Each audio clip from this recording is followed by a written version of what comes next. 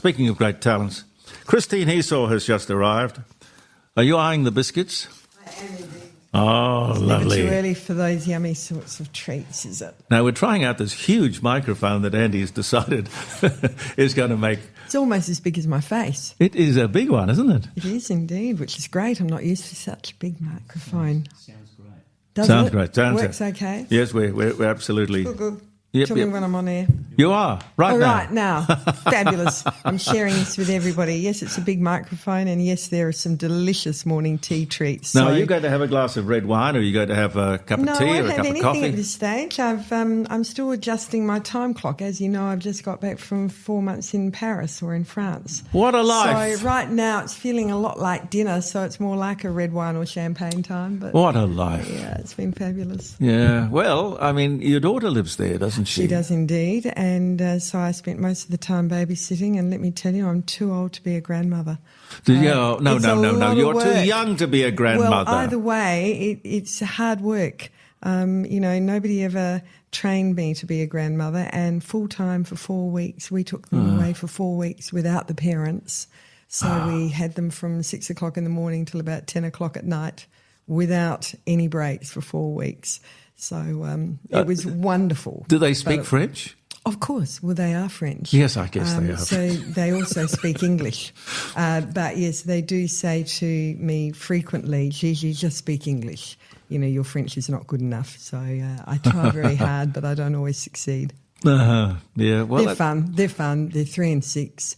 We went up to Chamonix, which is in the mountains, and that was great, and did some walks and lovely time together. And then we went down to Cordeaux, which is in the south of France, and that was fabulous too. Quite near Marseille, which was a little bit dangerous. There'd been quite a few bombings and lots of things happening in Marseille. We're very lucky here. We do complain, but we've not got that much to complain about in Adelaide. no, but we don't want to do anything that is going to divide or cause conflict, where we should work on harmony. Absolutely. That's one of the things that they find so hard there. It's all very well to have, the idea of democracy, and I know you were talking about it earlier, but in France it's become a real problem because everybody believes that they have a right to voice pretty angrily their own opinions, and there are lots of almost ghettos of different feelings throughout Paris and France. And we saw a lot of riots, we saw a lot of people protesting. Everybody gets together almost on a daily basis, and there'll be different coloured jackets or different coloured flags or whatever, and it's quite divisive. Divisive. I suppose the French temperament, it strikes me they are excitable. Absolutely, including my grandchildren. But yes, I think that it's been part of. I mean, when you think about it, it was only 200 years ago when Concorde was in fact a guillotine. And, now we went through the Marine, which had just been opened on the corner of Place de la Concorde. And 200 years ago, it wasn't a great big obelisk from Egypt. It was a guillotine. And we had the Tale of Two Cities and Madame Defarge. Yes, what a constant reminder. Yeah, and it is. So, they've always been of the mind that they are citizens of the state and have an opinion. Yeah. When you started out in journalism, I suppose I was very young. You were very young. I do remember that. We've known each other that long. We have. That's 50 years plus. Yes. And indeed it is. And there was a, what was it? Was it a waiters competition or something like that at a motel on South Terrace? Yes, it was indeed. I think it was the Park Royal. Park Royal, yeah. There was a swimming pool. Had a swimming pool. We were all sort of gathered around there, and there was I don't know whether we were waiting or we were judging the waiters or whatever. Probably part of a media competition. Promotion radio was. versus newspaper or something yeah. like that. And you were wearing a red jumper. Was I? There It you was go. very memorable. Well, I've still got red jumpers in my wardrobe, so there you go. Hopefully a different one from the one I had back then. So you were a journalist. I was. I consider myself still to be a journalist. Yeah, always well, a journalist. How long were you doing the day-to-day grind of journalism? Well, I started at 19 and very soon became the court reporter at the Advertiser and then the fashion editor. And then I moved to Harper's Bazaar, as you recall. Yeah. And then back to SA Life. and spent a decade there and continued writing basically. And I never felt it was a grind. For me, it was a passion. So I kept working until the birth of my granddaughter in 2017. So that's not that long ago. Yeah. And then I decided to have a break when she had her baby. But when you look back on journalism, I think in a way I have, in my own sort of interpretation of journalism, because I think you have to be able to spell to be a good journalist, and I certainly can't do that. I can dictate and I can talk, but I can't. I don't think I want to sit behind a typewriter. But what I'm saying is, I think we probably have seen the best years of the profession. Absolutely. And I mean, now anybody can write. They can get their computer out and imitate a thesis at university, a book, a poem. That's what's happening, and I think they'll see a lot of careers change and end as a consequence.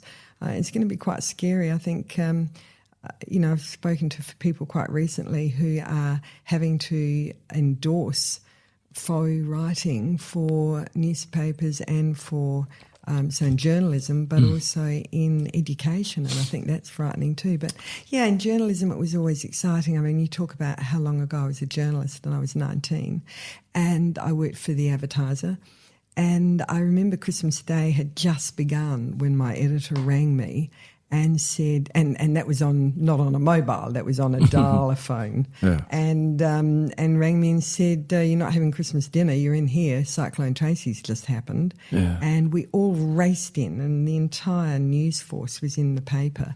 And it was back in the days when you had hot metal to make the paper, lines of hot metal. Hot print. And so we were trying to reach anybody that had managed to get out of Darwin.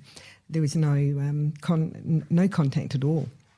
We finally started hearing people arriving in Catherine and other outposts as they'd managed to escape, and they'd get to a phone booth and ring us, or we'd ring them at the motel in Catherine and the like, and we pieced together what had happened, because it was the only way we were finding out about what had actually happened, and talking to people. And every time you got anybody through, you tapped out even a line of copy, held it in the air, a copy taker would grab it, take it over to the editors, sub-editors, and then it would go over to the other building, be made into a change in the copy. And it was so exciting because we watched the front page and other pages change all the time. And we all worked through till about 4 a.m. Well, these were exciting times for a journalist. It was fabulous. And I mean, I lived through so many of those wonderful times in journalism. It was an adrenaline kick, but it was also something that made you always want to do And that journalism. paper, of course, was a different paper. I don't know whether it was the print. I don't know whether it was the size of the paper or the smell of the ink. It was a better quality. I mean, it was a broadsheet. It wasn't a tabloid. No, that's true. Yes. So it was a broadsheet, and it wasn't meant as a commuter paper. It was meant to be read and enjoyed over a cup of coffee and a sweet treat. You haven't got your coffee yet? Not yet. I'm very happy not having it yet, but it was certainly those sorts of times when journalism was a quality product, and we had more journalists than the articles that made the paper. Now it's all syndicated. Most of it is produced elsewhere and then just touched up. We were very thorough with checking our facts. That doesn't happen anymore. There wasn't the bias that there is now, because it's cheaper to just take somebody's press release than to investigate the truth of it. I think journalism's changed a lot, and for the worse, unfortunately. Where do you think it's going? Has it already arrived in the gutter in most instances? I think so. Obviously there are still some quality papers, not too many in Australia anymore, unfortunately, I believe. But there were a lot of characters too that, I'm just trying to think of... local ones? Or the local ones. Or the Des Cahoons and the like. Yep. I mean, let's honour Des. He was fabulous, and every day he managed to bring out a comment. We also had some really great caricatures. So every day our cartoonists were fabulous. Mike Atchison, I mean, a lot of these people aren't with us anymore, but they were immensely fabulous to listen to. But we had people like Bill Guy, who we've lost only in the last couple of years. I used to go to a paper bag luncheon with him once a week. He was the foreign editor, and he would invite any journalist from a 19-year-old rookie to a senior journalist to come along and hear what was happening in the world that week. Yes. And he would just walk around the globe. Because, you younger people could sit at the feet of these people and learn a great deal. Don Riddell was a great Don name. Riddell was my editor. He was fabulous. I mean, he's still around. I catch up with him once a year or so. We have a reunion of all the old journos around the place still, and it's fantastic who turns up and what they've got to offer. John Scales, there were some fabulous people that were in my life. And right from the very, very top, I mean, there was Sir Kenneth May. Mm-hmm. He was before my time. Yeah, but there were a whole raft of people of great talent and character. And integrity. Yeah. Where have they gone? Well, I don't know. Thank goodness you're back on air, Jeremy. No, listen, I'm just trying to think. Commentary in the comments, I like it. But you've got a man like Rupert Murdoch, who has been a part of all of. He rubbed shoulders with great journalism and great journalists. You'd imagine he would be 100 miles an hour behind keeping all of those standards, whether it related to people or it related to the stories or the origin of the stories or the research that went into those stories. You'd imagine he would be a purist because he could afford to be a purist. Yeah, but I think the cost of journalism has gone up radically. I mean, when we started in journalism, we were on fairly lowly wages, and advertising dollars really supported having good journalists on board. There are so many other mediums for advertising now. I think the cut in money spent on advertising meant that they looked at where they could cut dollars, and unfortunately, the journalists were the first area to go, and that's been a problem for more than 20 years, I think. There were cuts to the staffing for journalism when I was there, and it was terrible to watch people that were fabulous journalists but were retrenched, and other people were picking up 2 jobs and 3 jobs, and then syndication. And all of that happened because the advertisers could look at radio and look at television and look at other sources, and now social media advertising. The bucks aren't there, and I think that's hard. It still costs a lot of money. And you're right, I mean, people like Murdoch are making squillions of dollars, so their profit margins haven't been affected. I get that, but it's still something that shareholders want to make a buck. Yeah, but you've got to do more and more with less and less, and sooner or later you're just going to get down to the bare bones, and it's not going to work. Well, and I think that, we're a one-paper town. That's another thing that's really a worry. I mean, I don't count the Sunday Mail as being a separate paper. It's not a great quality paper, and that's, again, because the quality journalists aren't there anymore. And the competition isn't there anymore either. Yeah. Dear, oh dear, oh dear. But, what are we doing? But when I started in radio, there was a sort of an unwritten AJA, the Journalists Union. Still. There was the rule that, you could have one A grade. Yes. Or a super A grade. Yes. Which related to their experience and their pay packet. But for every A, you had to have a couple of Bs 2 and Bs, several threes and a couple of cadets. Rookies. Yep, Correct. Yep. Correct. And so the structure of that made a lot of sense. Yes. It was a thing that the broadcasting industry worked with for years and years and years. You say it still works like that? Well, no. I mean, I think it's probably still there because I think there are a few senior journalists still there, and I can think of them. And I could name a few locally, but it's across the board. So I think that those categories probably still exist, but they're just fewer of each. So when there might have been 15 or 20 A graders, and then there's the relevant numbers of Bs and Cs and Ds and cadets.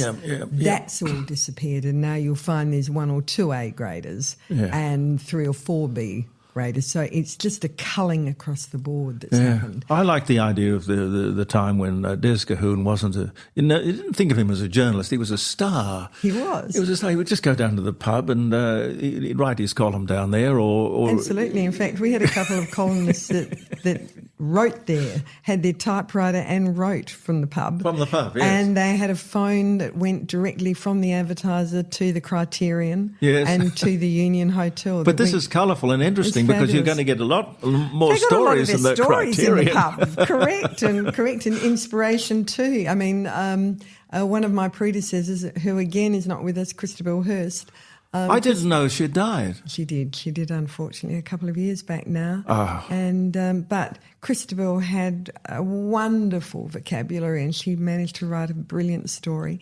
And but she often had a drink when she was writing it. She was at her best when she had a drink in hand. Yes, Jeremy, that you've had the odd drink, and I'm sure you've been a colourful columnist when you've had a drink in the left hand too. I don't know. I think it goes hand in hand with the job. It probably does. And that's partly because as a morning newspaper, you tended to come on duty at 2:00 in the afternoon and work until 11 o'clock at night because you wanted the news to be as late as possible and as new as possible. Yeah. So a lot of our staff worked until 2:00 in the morning doing the sub-editing and the formatting, and then the guys over in the composing room worked even later so that the paper was printed and put on the back of a truck to get to Narracourt, for instance, at 4 and 5 a.m. But what used to happen is that because you worked till 11 o'clock or 2 a.m., very few of your friends outside the paper were still awake. They were home tucked up in bed. Sure. So the only thing that you could do was get together to wind down after that day of adrenaline and work at 12 o'clock or 1 a.m, was to go down to the local pub and just have a drink and a calm down, and often dinner at that time of night. And we were very lucky because the Union Hotel was owned by one of our sub-editors and his wife. Oh, yes. So the police used to let us, or not us, but them, leave the hotel open because pubs used to close at 10 o'clock at night. But the Union had almost a special licence to stay open until... I like those arrangements. Yeah, it was great.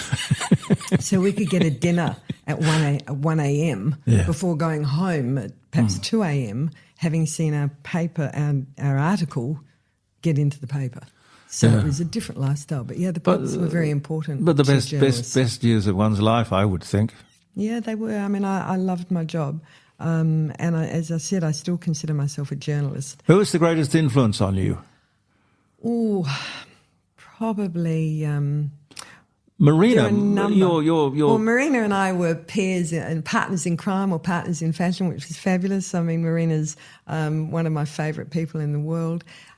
We are related, obviously, as you know, because we're cousins, basically. Yeah. And she was the fashion editor at the Sunday Mail when I was the fashion editor at the Advertiser.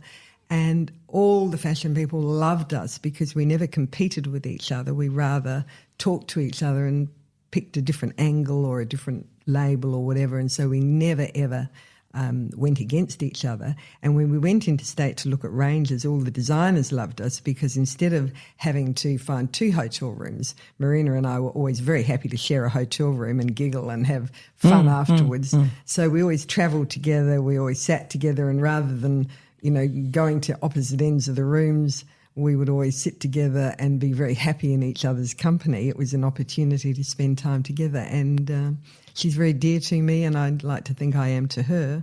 And so it was a wonderful, wonderful job that we both had, writing fashion for 2 different papers, but doing it in a complementary rather than a Because her brother is your father. Correct. Right, tell me. But my dad died about a month ago. So, I'm sorry, I didn't know that. Dad died just a month ago while I was overseas. How old was he? 91. Oh, right, 91. So he had a pretty good long life. Yes. But an interesting life. I remember my daughter used his life story in her Year 12 paper. He escaped communism in Hungary to come out here, and came out here with absolutely nothing and had to start from scratch, like so many other people did. Yes. But we had a very famous part of our family because his father, my grandfather, helped Raoul Wallenberg in getting thousands of Jewish people out of Hungary after World War II and helping them with false papers. And my grandpa was called the baker. So he and his wife, my grandmother, baked the papers and then he would meet with them. Yeah. And that's why he was called the baker. Yeah. And there's now a room dedicated to him in the Raoul Wallenberg Museum in Sweden because Grandpa used a very old-fashioned Morse code of having... Sorry, somebody there. Of having... That's not my phone. No. Hang on. Hello? Jeremy, sorry to interrupt you again. This voice thing that is on, and they want you to write yes or no on the voting paper. Yes. As you're aware, there's a lot of people from other parts of the world who are not au fait with English. Yeah. What was wrong with having a simple instruction of, if you're voting yes, you put a line through the no in biro so it can't be erased, right? Yeah. Or vice versa. Yeah, well, it's going to be leading up to the actual vote. I think it's going to sort of play on all our paranoia, the collective paranoia of the voting public. But to my mind, the best way for them to have done it would have been to have one square with yes in it and one square with no in it. And however you indicated the yes or the no square, it would be unambiguous and quite clear whether you were speaking English or putting a cross or putting a tick. You would have chosen one of those two boxes. And the only way your vote could be informal would be if you tried to choose both boxes. That would muck it up. Or write extra comments on the probably the voting paper. Probably. Just another brief thing. Nurses up in Queensland, with COVID. Yeah. They lost 1,500 people. There was about 1,000 resigned and 500 refused to work because of the COVID vaccination. Well, the Queensland government have now decided to take the 500 nurses back without having to have the vaccination, but 200 out of the 500 will have to face a discipline action because they broke a contract. Yeah, well, I can't imagine how it would be that nurses would argue with being vaccinated, but I don't understand that. I would have thought nurses would have been incredibly enthusiastic about vaccination because they are aware. Anyway, no counting for taste or whatever. Where were we? Thanks, John. Thanks for the call. What were we saying? Okay, I was about to ask you about your father. Is it true that you were? He tried to pick you up, that he didn't recognise you. Yes, it's true. I sort of love that story. What was the context? Okay, so my mother and father separated when I was 4, and I didn't see him again for thereafter. And I'd gone out when I was about 18. And again, you didn't have that red jumper on, did you? Probably not. But I was certainly out having an official drink because I was 18 years old, and back in those days, that's how old you had to be. And this fellow came into the bar and joined the group that I was with, and he attempted to. He thought I looked like a good sort, and he. Well, you do look like a good sort. Well, I did then. And you do. He spoke to one of my friends and said, are you dating her? And he said, no, she's just a friend. And so he said, well, do you mind if I cut in? And he said, oh, I'll introduce you. And he came over and he knew who he was, and he just said, I'd like you to meet your daughter. and, with which Dad turned on his heels and walked out of the place. But yes, it was an embarrassing moment, I guess, for both him and our friends. I think I was probably just in shock. Yes, but growing up without your father, and he was in the same city. He was. But you just never crossed paths. No. Divorces were fairly acrimonious back in those days. They and still can be. Yeah, and Mum was very hurt by the breakup, and Dad had another woman and remarried.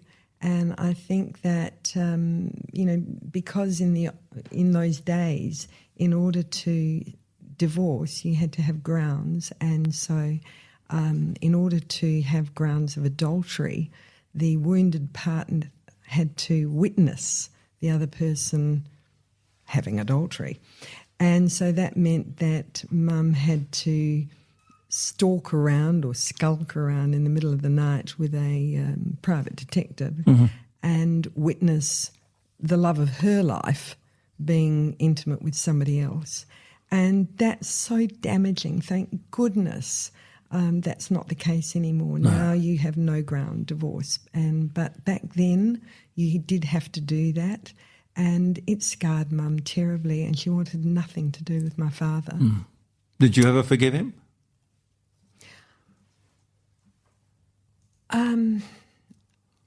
I think I was probably mature enough to understand why their marriage failed. And Mum was older than Dad. Dad came to this country with all sorts of his own personal scars and baggage from having escaped communism and living in through the war. And his life experience was different to my mother's. And I think as a consequence, I do understand why they broke up. She put him through university, though, didn't she? Yeah, she did. And she did, she wanted him to be a doctor, and he wanted to be a doctor, and she had the finances to fund that. But, those sorts of things, what I would have loved was for Dad to have found a way to make room in his new life for his old children. And he did that. I mean, he had several marriages during his life. Mum was the first wife, but she wasn't the last. And so I guess in that respect, I think that Dad had issues from his own childhood, so I never really begrudged him moving on. I just wish he'd included us in his life. I think that's something that he didn't do. And I see, most divorce is quite common now, but if you do it right, then your children are still part of your life and part of the love that you feel for them. Even if you fall out of love, you can still respect your partner or your ex-partner, and that's the way I think it should be. And I can't imagine being without my children in my life, and I wouldn't have wanted to do that to another half, but they did do it to each other, and we were the consequence of that was that we didn't see our father for many years. I made contact with Dad when I got pregnant. And that's another story that relates back to Sunnyside Road, but we could go there too if we're talking home truths. Yes, because that's where she was conceived, isn't it? Yes, well, she wasn't conceived in your home, but she was conceived elsewhere. But if you recall, you were opening, and I think it was Perisher or Breathtaker or one of those lodges.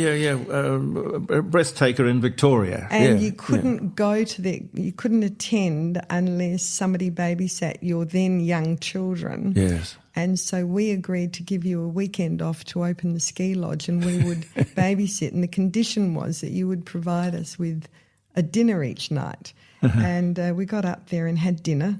And I woke up the following morning and I was sick as a dog. And I remember saying, I bet it was the cooking. I bet it was the evening meal. I bet it was off. But I felt better by lunchtime and ate for the rest of the day, and then ate the dinner that you'd left for us that night as well. And I woke up the following morning and I was again sick as a dog. And this happened 3 mornings in a row.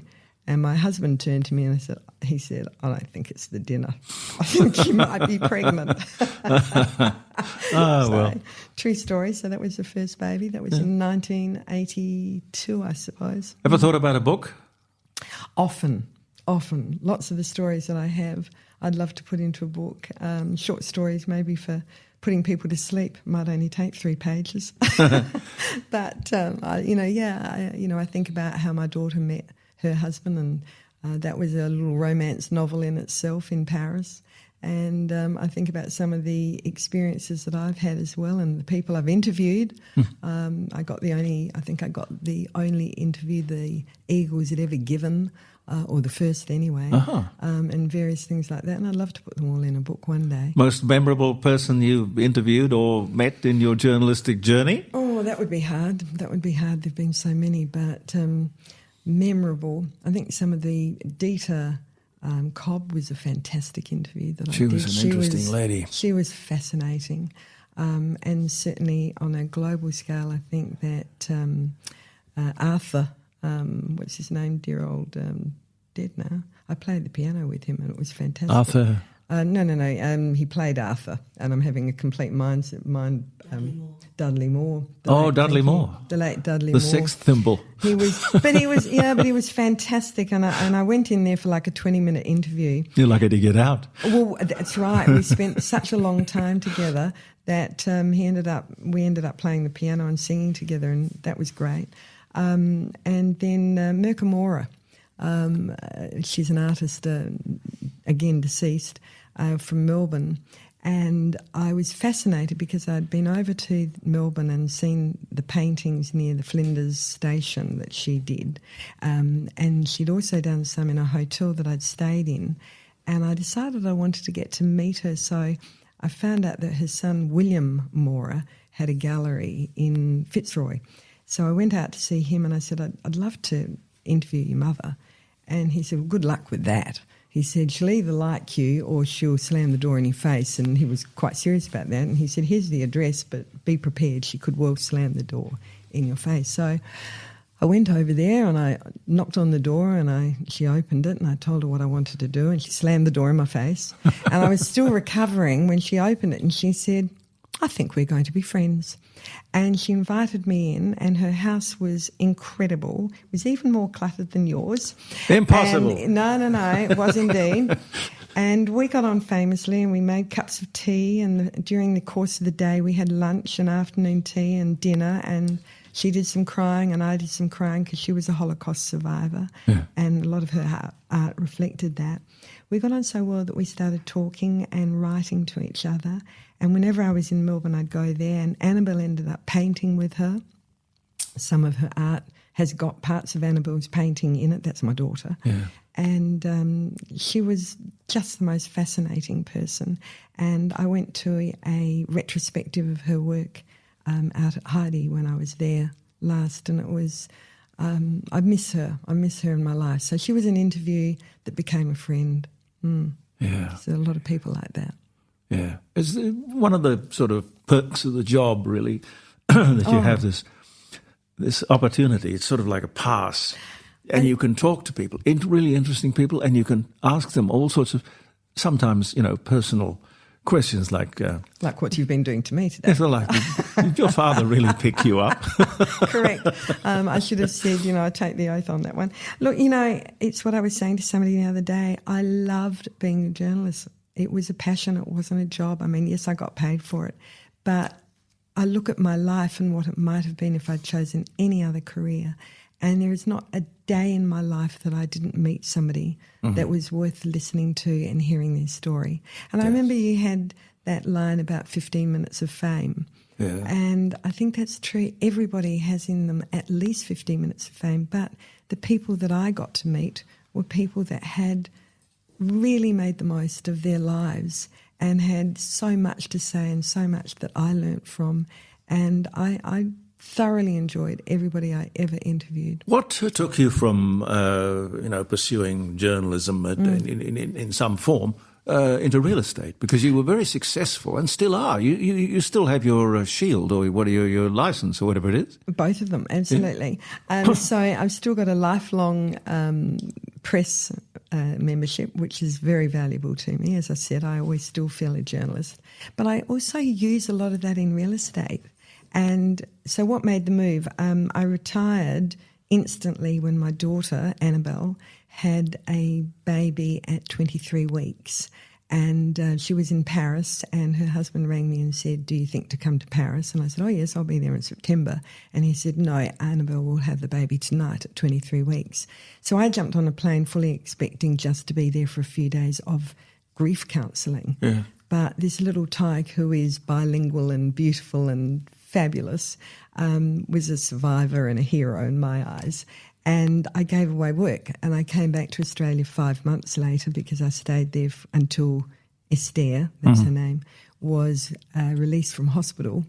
And when she finally was released and I knew that the worries were over and she was 100% perfect and everything was going to be fabulous, I came back to Australia, but I had been doing a little bit of work for real estate agents and writing copy, so there was the journalism link. And the person I now work with rang me out of the blue and said, "Look, I understand you're back in Australia. Why don't you come in and see me? I've always said that you could sell real estate better than some of the real estate agents around. Put your money where your mouth is. I'll give you 6 months to prove it. And great. if you can't sell a house, then you're out the door and no questions asked. Well, give me something to do and I'll never let go of it." So I went in there with a modest expectation, and within 2 years I'd been named South Australia's Agent of the Year. And Great. I didn't know that. Yeah, I won it in 2021 and 2022. The 23s haven't been announced How many yet. houses do you have to sell to do that? The award is not just on numbers. So the RESA, that's the Real Estate Institute of South Australia, awards Salesperson of the Year, which is the award I won 2 years consecutively, to the person who has had the best reviews, who has had the best lot of marketing, and every story I've ever written, every paper has supported me. So for most properties that I've sold, I've had an editorial in the paper because I write well. I also communicate well, so that I've won communication points. Yes, I've sold quite a few properties, but it's not just about the number of properties. You know, you can sell a lot of properties, that doesn't make you a good agent. A good agent is somebody that really helps their clients move through the process of selling and also helps the purchaser move through the process of buying, and that everybody's happy at the end and has had a really good relationship throughout the process. The buyer thinks they haven't paid too much. The seller knows they didn't sell too cheaply.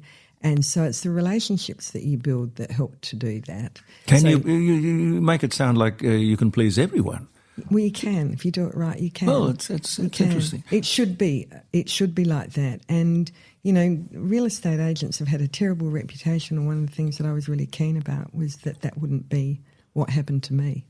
I would make sure that everybody really recommended me and that they loved being with me. And you know what? Most people continue the relationship with me well afterwards. Yeah. I've had dinner in their homes. They have a baby, they'll send me a text saying, "Guess what, Chrissy, 2 years later, you know, we've just had a baby, wanted you to know," etc. Yeah, well, that's building a relationship, isn't it? Yeah. We'll see what this is. Chrissy? Hello? Hello, Jeremy. Brendan from IT Shop. Oh, Brendan, hi, how are you? Very well. How are you? Good. I'm sitting here with Christine Esau, who is a wonderful journalist and a real estate agent, and probably about to be an author. A lady of many parts. Obviously not someone who sits around and does nothing. No, she is. I can't imagine you sitting around doing nothing. No, not a lady for lunch. No. Brendan, how do I describe you? You're an IT expert, and particularly in the field of artificial intelligence? Artificial intelligence. I run a small company up on the Sunshine Coast in Noosa where we look at fields like that. We also do mobile phone, laptop repairs. We do business management, as well as a bit of a retail shop. Oh well, I'm glad that you found us. I see. You know, we would sit here, me being terrified that somebody's going to be smart enough to replace me with artificial intelligence, And I don't think that'll ever happen. I don't think that'll happen. And Christine is thinking, well, look, journalism, if these proprietors could figure out a way to do without journalists, and maybe AI is one of the things they're looking at even as we speak. Yes, but as we discussed last time, they can't imitate or react the same way you do, and that's what differentiates you from a robot, from AI. Your creativity, the ability to analyze very quickly. Yeah. Yeah, well, I suppose so. It is very easy if you are insecure, and most people I know in the radio or television, or not so much journalism, because journalists seem to be much more in demand than people who talk for a living. Well, I was pleasantly surprised to find out how many people up here listen to you and know you. Oh, really? I'm surprised. Yes, yeah. A few people have already come and commented about our last conversation. And they'd listen to you down in Melbourne, in New South Wales, South Australia. We've got quite a transient community come through here and retire here.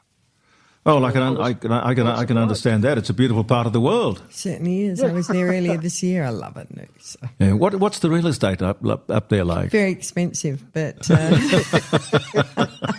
I think it's probably the most expensive postcode in Australia. That and Wallara, I think probably. We've got a saying up here: if you can afford to live here, you don't work here, and if you work here, you can't afford to live here. I think that's right. Oh dear. I remember looking at buying a property just near the park at the end of Noosa, and at the time it was about $1 million, and it seemed like a lot of money, and it had a tennis court with it, so it was pretty special. And we didn't do it.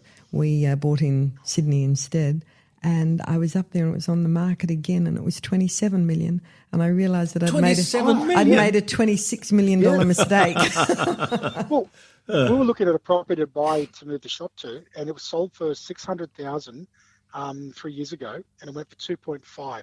There you are. Yeah, that's 400%. 400% in 3 years. So that gives you an indication of what 10 years looked like. Amazing. So I'm actually giving you a call in relation to some AI news where it's actually endorsing and supporting people in the South Australian region, in particular the fireys. Well, tell me about that. Okay, so the South Australian fireys have worked in conjunction with a company called Pano AI, where they're using the AI process through video surveillance, camera surveillance, on what you refer to as the Green Triangle Forestry region. The ability that this brings to them is to be able to identify in key areas exactly what type of fire is going on. And with the fire season about to come up, and obviously we follow the Northern Hemisphere's weather, we've got a very drastic weather forecast for fires across Australia this year. So the fires in New South Wales, my fault. The fireys in South Australia have taken the ownership of it, and they've invested in this camera operation, which is looking after a $680 million program of forestry that obviously supports the South Australian economics, to make sure that not only does it manage the fires when it happens, but to actually get the right resources there in a very quick and timely format. Most of Australia uses satellite recognition. Yep. Satellite recognition requires, for each cell, is about 500 meters. So you can imagine how long it takes for a fire in one of those squares at 500 meters to light up, get to a stage where it's actually noticeable by a satellite, then to notify the authorities that there's a fire, and all the time and communication in between to get the fireys out there, to find out that you get everybody out there or the wrong equipment to the site. This eliminates all that, and it makes it very, very quick. So artificial intelligence can fight fires better than the old-fashioned teamwork of people on the ground. Well, it does in many ways, because it can identify it. It tells it what type of environment it is in, what type of vehicles are needed to get to that environment. So you're not wasting time. Also, it pinpoints it latitude and longitude. Have the establishment, the fireys as such, accepted or embraced this new technology? Very good question. I would hope so. I think anything that gets the right people and the right resources in a timely manner to prevent the fire from exploding would be endorsed by almost anybody and everybody. And I can really see that insurance companies, landowners, and I would hope the government would definitely see the advantage of employing a AI system across the state, let alone across the country. Yeah. Well, I mean, now, I do know. If you sell them the idea, I mean, South Australia is an interesting test bed. I don't know. I think we probably had roll-on deodorant before anyone else in the country. I mean, as a test market, they've used South Australia quite often to get things off the ground. So why not artificial intelligence fighting fires? Well, roll-on deodorant, eh? I don't think we've even got that up here in Queensland yet. Well, you probably don't need it. I'm not buying into that. Anything that's going to save lives, save property, and anything that's going to enhance the ability of humans to not only do their job, and that has to be a good thing. Oh, well, it makes sense. It makes sense. But people do sometimes fight a rearguard action against progress that looks like doing things more efficiently or sort of taking my job, or people are highly suspicious of technology when it gets that personal. Absolutely. And you should always be wary of technology. But I think in this particular case, the fact that it's actually enhancing and assisting and aiding, it's not really taking anyone's job. It's setting up towers that weren't there, or enhancing the towers that are there. And it would actually it'd probably develop jobs. You've got people who've got to maintain, monitor, build the programs, do the algorithms, and obviously sell it. So can you, Brendan, can you just explain to me in simple terms that I can understand just exactly what is artificial intelligence? That is a very good question. Artificial intelligence right now is like putting a finger on a map. It's got so many sub-council areas underneath your finger that haven't been defined yet. Over the next 2 years, you'll find that you'll get AI generation, AI coding, AI implementation, AI sales. But AI also covers robotics, it covers programming, it covers any type of machine-driven or automated console, automated interaction, touchscreen. It's all perceived under the one heading. So over the next 2 to 3 years, I'd say more likely 2, you'll find that they'll be redesigned, renamed, rebranded across the world as the technology develops and gets more and more advanced. Plus also laws will come into place, hopefully, that will bring it more into bound with keeping humans in jobs. And not taking jobs. And for one reason or another, we will be less frightened of it and its potential to, and I've heard people say, destroy the world? Well, look, it has the potential to do that. If you look back in the early 1980s, when AI, once again, it was a very generalized term, they built a few computers like the Big Blue and a few others early on, where they were found to be quite capable of getting on the internet and doing quite a bit of damage. They were unplugged and they were constrained by laws. So there are laws in certain countries where no computer can give orders or directions to any human, regardless of the position. And we need to make sure in Australia that those laws are simplified and carried out so no international company can run a computer to run us as humans in Australia. So by doing that, we can then curtail the potential growth, which is what's happened the last 30 years through these laws that has stifled the growth of AI. And we need to put into place now laws that keep that stifling and control intact. Otherwise, it does have the potential where our worst nightmares could come true. Yeah. As I was speaking a couple of weeks ago about a robot that they gave free will to a degree, as much as you possibly can. And its job was to take boxes from one part, turn around and put boxes down on a shelf. And after 15 minutes worth of work, it turned itself off. And when they did the diagnosis on it, it came to its own conclusion that it had no further opportunity to grow or to expand, and it turned itself off. Lost interest. It lost interest. Okay. All right, so, Brendan, as always, it's lovely to talk to you, and thank you very much for ringing in. Thank you very much for having me once again. Thank you. Oh, it's a great pleasure. Up there, sunning himself in that beautiful place. Beautiful part of the world. Beautiful part of the world. And first day of spring. Can't believe that. I'm pretty happy that we've got some warmer weather coming our way. I don't like the winter and I don't like the cold. No, I don't. I do understand. I just like the new life that sprouts out in the garden. Absolutely. And your garden's looking beautiful. Mine's just starting. Leaves are back. Roses are on the way. I got to sit down and have a talk to you because I keep on thinking this house, it's kind of gorgeous. My size, yes. You know. But the place up on the hill, it's so much work up there. But I'd never be able to pack everything up. True. It'd be impossible. Impossible. I think the first thing we'd have to do is get you out of Scammels. That would be the first step, wouldn't it? Well, the trouble with that, you see, I think they have a vested interest in keeping me alive because they think to themselves, well, if he dies, all of that stuff's going to come back. Yeah, all that profit of going out the door. But they won't mind. They make money on the in and the out. So yeah, well, it's the get it coming and get it going.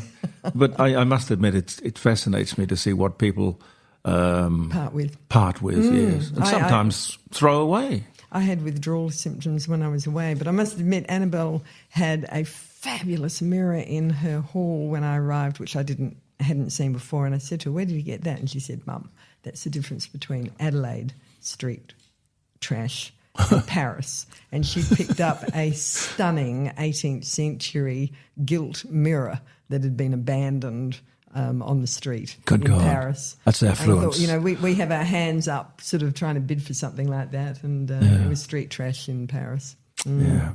Lovely to see you, Christine. Lovely to see you, Jeremy. And again, my congratulations. And in fact, I'm so thrilled that you are back on the air. I do think that Adelaide has been lacking that talk-back commentary that you do so well. Your comments are so valuable for conversation and for keeping everybody thinking. You're so thank you for being You're sweet. On the air. And the reason I do it really is that I suppose I started out doing the thing in the garage just to keep my mind working, because the moment you don't do that, I don't know exactly what happens, but I don't want it to happen to me. Well, I think it comes back to what you were saying earlier, that we're not ladies that lunch, and you're not a gentleman that does it either. It makes you vital, it keeps you vital, and you've got something to say. So while you've still got something to say, keep on saying it. Take care of yourself. The lovely Chrissy Esau, ladies and gentlemen.